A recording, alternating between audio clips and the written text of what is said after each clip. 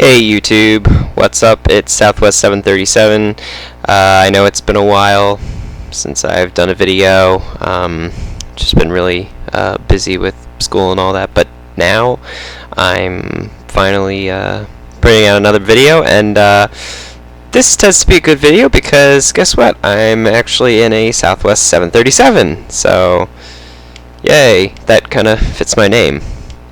So, this is the PMDG 737ngx for Flight Simulator. I am in Flight Simulator 10 FSX. The scenery is Taxi2Gate MCO, so Orlando MCO. It's a Taxi2Gate scenery for that airport. And, you know, this scenery is pretty darn amazing. I've had this scenery for a few days, and I love it. And you know, the quality of the scenery is so amazing. And I mean, I'm really familiar with Orlando International Airport, and it looks just like Orlando International. And you know, the jetway animation, though not the best, this is one of the lesser cases of how good it is, so it's not the best example of how it is, but yes, I do believe it uses the default FSX jetway animation. However, I tend to like it because the jetways are highly detailed compared to the default FSX jetways, and they do work. Control J will allow it to move.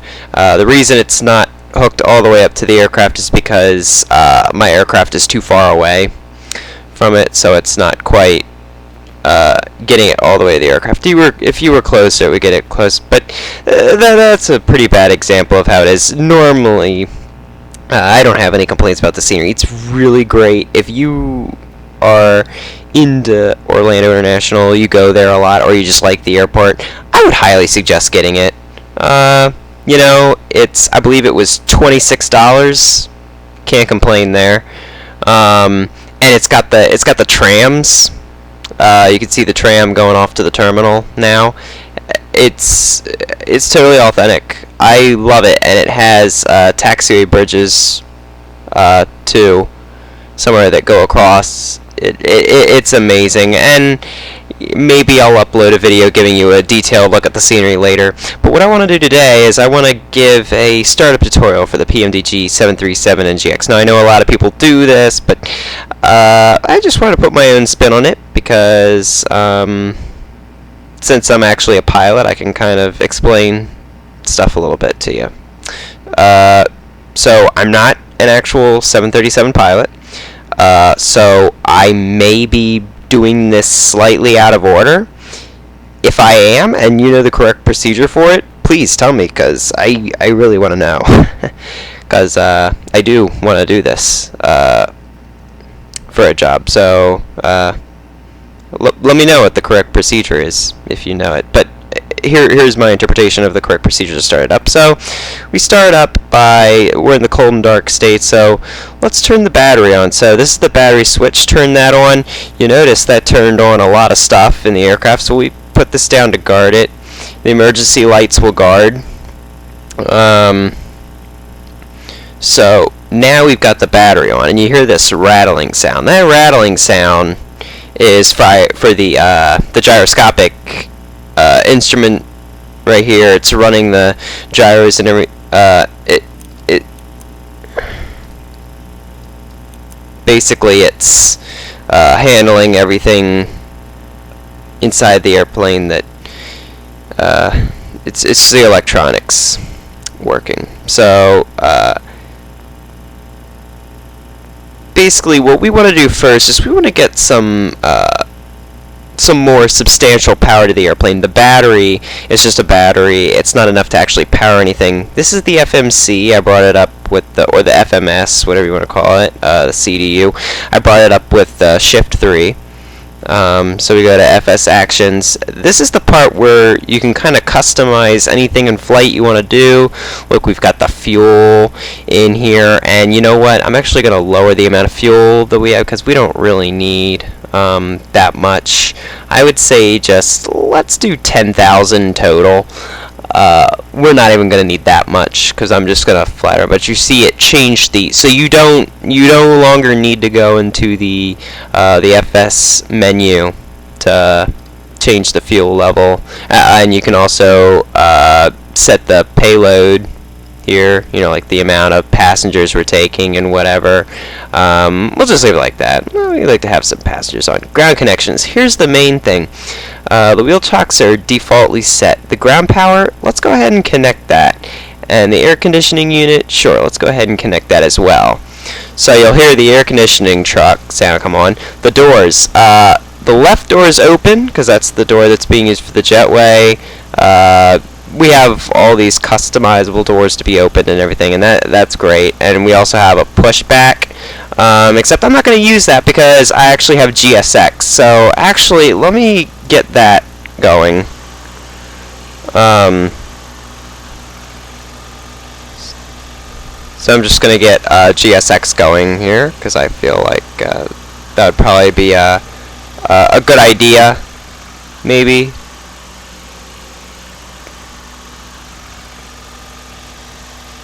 If I can.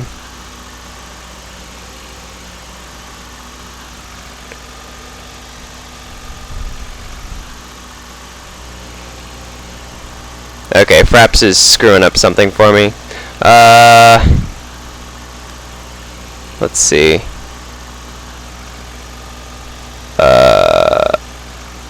You know what? I think my security thing blocked it. Oh well, okay, I'm not gonna worry about GSX. I have GSX. I'll have to try to figure that out and show it to you another time. But let's just continue with the startup procedure. So now what we're gonna do is we're gonna put that ground power on bus. That way we're not running off of the battery. We don't want to drain the battery too much. So here's the ground power. We can flip that on. Okay, now you just heard a whole bunch of fans come on and everything. Hopefully you can still hear me. So now what we need to do is the pressurization panel I'm going to leave as is because we're only taking off, turning around, and back and landing. I'm not going to show you all that. I'm going to end this video right after takeoff, I'm pretty sure. But let's just see what this thing has to offer. So the first thing we're going to do is we're going to be on the upper panel. So we're going to turn these two to nav because we got to turn on the IRS, the initial reference system. It's kind of like initiating it's like turning on the GPS for the airplane. It helps it figure out where we are. In theory, it's like a very advanced GPS. So now that we got that going, what we should do next is we should come into our FMC here, and what we're going to do is we're going to put in our initial position, our reference airport. So our reference airport is KMCO. You're going to put that in. Some geographical coordinates are going to come here. You're going to click this button. It'll appear down here, and then you set it into the IRS position like that. The route origin is MCO. Our destination is also KMCO because we're not actually going anywhere. Flight number, let's just do 1. So that's basically it. Now for the departures and arrivals, departure, well, let's use 17 right.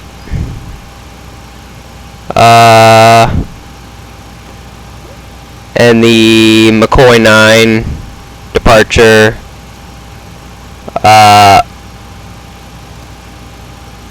Yep, okay, so after we do that, then we're going to do an arrival. The ILS 17 left via the Goofy 6 17B. That's pretty much it. I'm not gonna really go through it all exactly because again I'm not flying this, but this is kind of what you would go through if you wanted to kind of check it and everything like that. If I was doing this flight, I wouldn't want to. The vectors are there, but with FSX ATC, it's kind of impossible to do the vectors because it doesn't work well. But we're going to go ahead and activate that. Performance cost index. This could be anywhere from 20 to 80. It depends on how much fuel you want to spend on it. I think, if I remember correctly, cost index, like if you put in a cost index of 0, it will put it at minimum engine power required. It'll be the most fuel efficient to make the flight, but it'll be so fuel efficient that it'll actually take much longer to get there, and it'll be at a low power setting. If you put the cost index very high, like at 500 per se, your engines are going to be running at like full power, and you're going to get there really quickly, but you're going to burn a lot of fuel. So I think the way that Southwest works is they do it somewhere between 20 and 40. So I'm just doing it as 20. Reserves, that's 5. So it's actually 5,000 pounds reserve. 0 fuel weight is calculated for us. Gross weight, it gives us our cruising altitude. Well, let's just cruise at 10,000 since that's what's in the pressurization panel, and then we can execute that. N1 limit, we could choose our D rates for our engines, choose what power they're going to be at. Flap setting, we'll do flaps 5 degrees. Center of gravity is calculated for us. Our V speeds are calculated, and that's pretty much all you need to do with the FMC. Now, if we come up here, it's showing us how many more minutes until our thing is going to be all good with that. So I'm actually going to go into this panel. I'm going to come up here, and I'm going to show you some of the things that you can test out on this. So there's the flap test. You hold that down, it shows you the flap device, make sure that's working all right and everything. You've got the Mach airspeed warning, so if you're going too fast. One for the captain side and the first officer side. Same with the stall warning test. So that's what it sounds like when it stalls. You get the flight recorders, that's guarded. You're going to come down here to the normal part of the thing here. You've got the flight controls and the spoilers guarded. Yaw damper on. Make sure that light goes out. All that stuff looks good. Fuel pumps are off for now. We got this on coming down here. All this stuff is off. Fastest seatbelt sign on. If you come back up here, window heat, we're going to turn all those on. And we're going to leave the pitot heat off for now. Basically, you could test all these lights on the entire airplane, and they all work. There is not a single switch in this plane that is not clickable. I mean, PMDG really did a great job with this thing. If you don't have the PMDG 737 by now, and the PMDG 777, I encourage you to get it if you have the money, because it's really good. And you can, like, that's calling the flight attendant. That's the ground call for the ground people. It's really amazing here, and you got all your lights down here. Oh, it's truly amazing. And another thing you can do is this, that test. So if you pull out to the left, you see those lights come on. Pull it to the right, and so you see the this thing. So cut that out. Cut that out. It's basically the engine fire test switch. You see the wheel well light is on. All these overheats are on. So we're good. That shows that everything works. Same thing with the cargo bay. So that comes on. Cut out the fire warning. And take just like that. We got, make sure those lights are working, which they are. So basically you just kind of test this stuff all out right here. Oh, and we just got our displays, so that is good. This is kind of showing you what we're gonna do. Again, that's not, I'm not actually gonna fly all that, but that just kind of gives you a general idea of what that flight plan looks like. This pink line, this magenta line, excuse me, that goes way off in that direction, that's the vector, and that's why you don't normally do the vectors in Flight Simulator, because you have to get rid of it, because there's no way that a vector will work in Flight Simulator. So what we can do now is let's set our trim. Our trim setting was 4.88. So so that's 4.6. Gonna go a little bit farther. 4.81. 4.88. Okay. And then our V2 speed we could set in here, which is 127. Boom. So now what we're gonna do is we're actually going to run a test on the TCAS system. So to do that, we press test, we come here, and it'll run the TCAS system test for us. So to do that, TCAS test pass. okay, so our TCAS looks good. We're also going to test our ground proximity warning system, which is right here.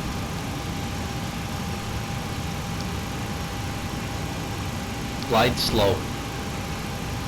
Pull up. Wind shear. Wind shear.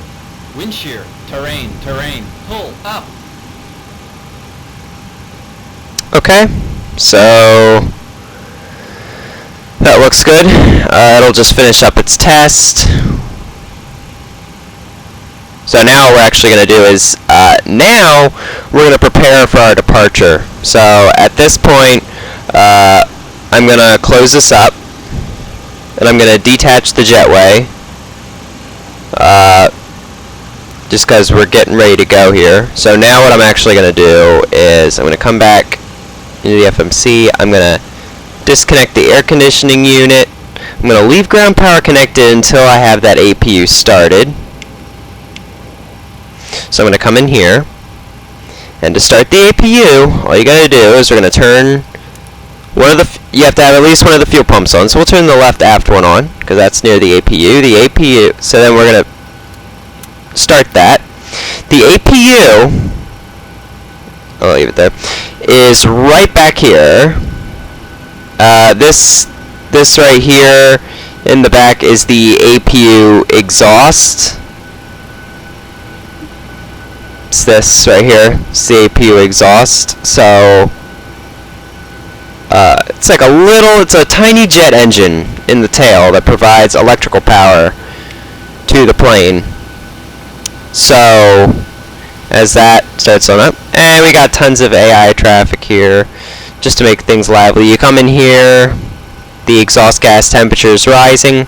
Let's turn on the other fuel pumps too. We're not going to turn on the center ones because there's no fuel in there, so there's no point. And we'll turn on the anti-collision just to let ground know we're getting ready to go. We'll put the APU on bus by pushing down on these. So now our APU is running. Since our APU is running, we can disconnect ground power. This light goes out. We're all good. Also, we're going to disconnect the wheel chocks now too. Have the parking brake set. So now all the ground equipment is off of our airplane. We'll turn our electrical hydraulics on. Really quickly, let me show you this, because this is a really cool feature I found when I got it. On the default aircraft, you can move the controls no matter what, but if you don't have the hydraulics running, you can't move the flight controls. I'm moving the flight controls right now, and you can see the ailerons, they're just barely moving from what little hydraulic power that there was in there before, because I was using the hydraulics, and I'm moving the flight controls right now, and it's not doing anything to maneuver them because I don't have hydraulics on. Once I turn these on, you'll hear a little whining kind of sound, and now they work. because hydraulics are moving through them. The engine hydraulics will start when the engines are started, and then I'll be able to make the flaps go down and run the gear system and all that kind of stuff. Now that the AP was actually on, I can actually turn the AP bleed on, turn the packs to auto. This is your air conditioning. Then turn the recirculation fan to auto. Now you'll hear the airs now coming into the cabin.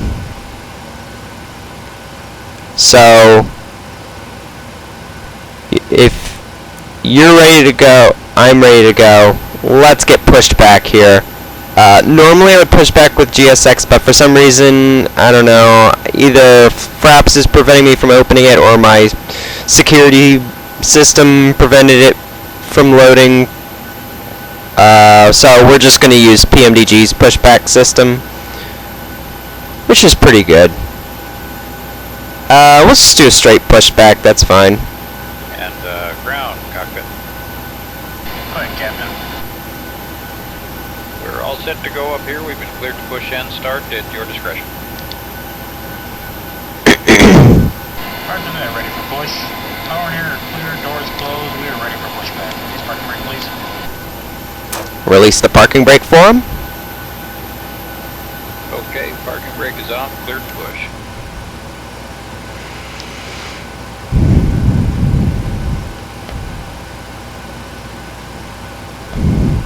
Okay, so now that they're going to push us back, we have to turn the recirc fan off, and we have to turn the packs off in preparation for engine start.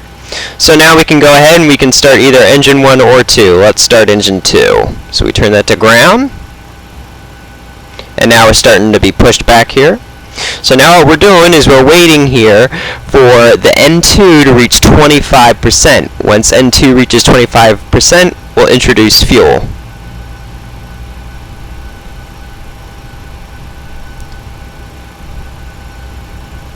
There's 25%. So we'll introduce fuel to it. So the N2 continues to rise. The N1 is now beginning to slowly rise. The exhaust gas temperature is rising. Push is complete. Set parking brake, please. And we'll set our parking brake. I hope this brought us out far enough. Okay, that wasn't really as far back as I wanted to go, but it's fine. Alright guys, thanks. You're cleared to disconnect. We will be watching for the pin and the release from guidance. Alright, so that was engine number 2 started. We'll start engine number 1. Roger that. Have a good flight.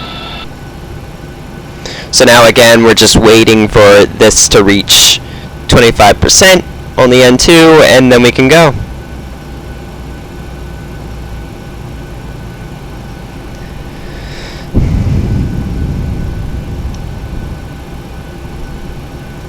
Alright, that's 25% N2. We introduce fuel. Engine number 1. N1 is rising now, exhaust gas temperature rising. What we can do now is we can turn on both flight directors. We can arm VNAV and LNAV. Actually, we can't activate LNAV yet because the first waypoint is more than 5 degrees off of our runway heading. And if that's the case, it will not activate LNAV until we are 50 feet above the ground. So we can turn our auto brakes, rejected takeoff. We can arm our auto throttle. Now that both engines have been started, we can put them on bus.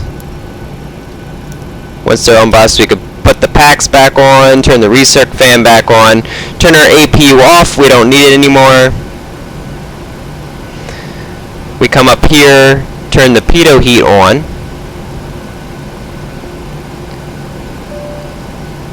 Pressing this button is not required. I just do it to let the flight attendants know that we're moving through. Critical stage of flight. Tell them to brief the cabin for departure. Turn our taxi lights on.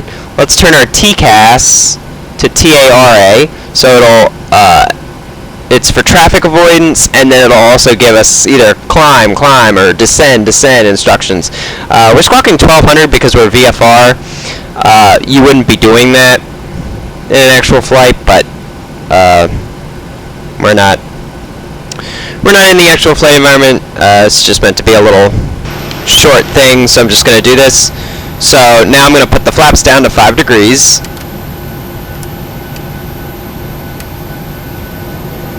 So now the flaps are going down. Test the flight controls.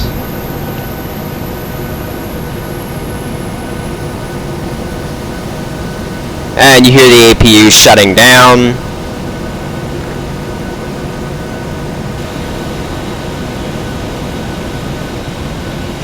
Alright, so now that the flaps are down, now we're going to begin our taxi to runway 17 right.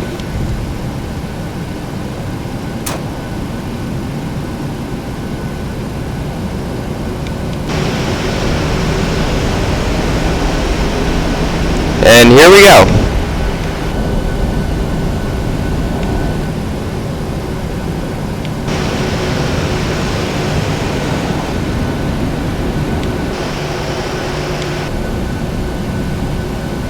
And they even have the slogans of the different airlines. Like you got the Southwest baggage cards over here. All the AVCAD files for the airport are correct. It's really amazing. You have 3D taxiway lights, and the night effects are pretty darn cool too.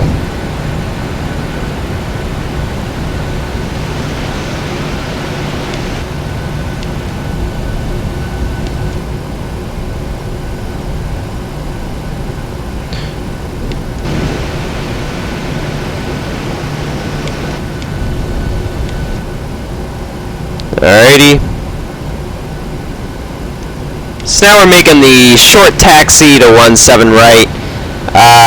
Now, I'm not using ATC, so hopefully I don't end up hitting anybody using 35 left, because I'm pretty sure that's what the active runway is right now, but I really don't want to taxi all the way down there, especially because the winds are calm. I don't see anybody actually on the runway, so we should be good. I don't think they really use it for landing. Alrighty, so now that we're approaching the runway environment, please don't taxi across the runway, sir. Okay, so now what I'm going to do is I'm going to turn on the landing lights, turn these to continuous, turn on the strobes, and that's all we need. Turning on to the runway now. 17 right. And we're coming onto that runway now. And we'll assume we've been cleared for takeoff. Slowly advance the throttle to about 40%. Seems good. Stabilized. Engage the auto throttle. And we're off.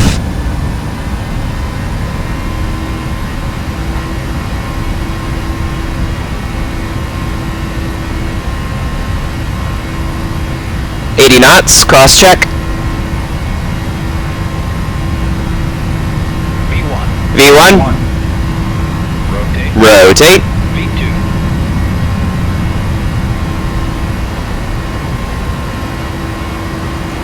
Positive rate. Gear up.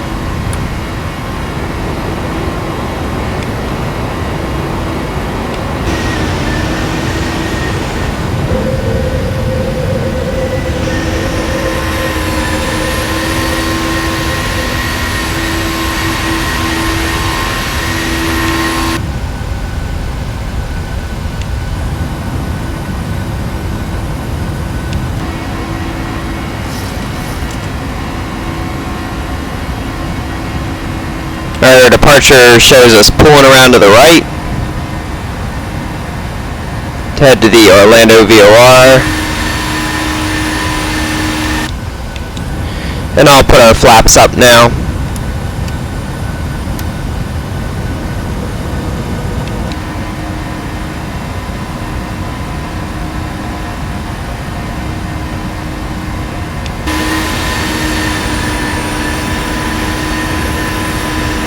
And there you go. Here's Orlando International from the air, and it looks amazing.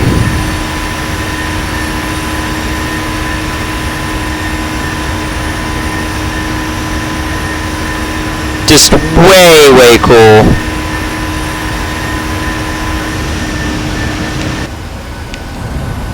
Alright. Well, I think that's about it. if we were to continue this flight, we would just head around and everything, and we'd eventually end up back at the airport. Thanks for coming along for the ride. If you've enjoyed, a like is appreciated, and I'll see you next time. So long.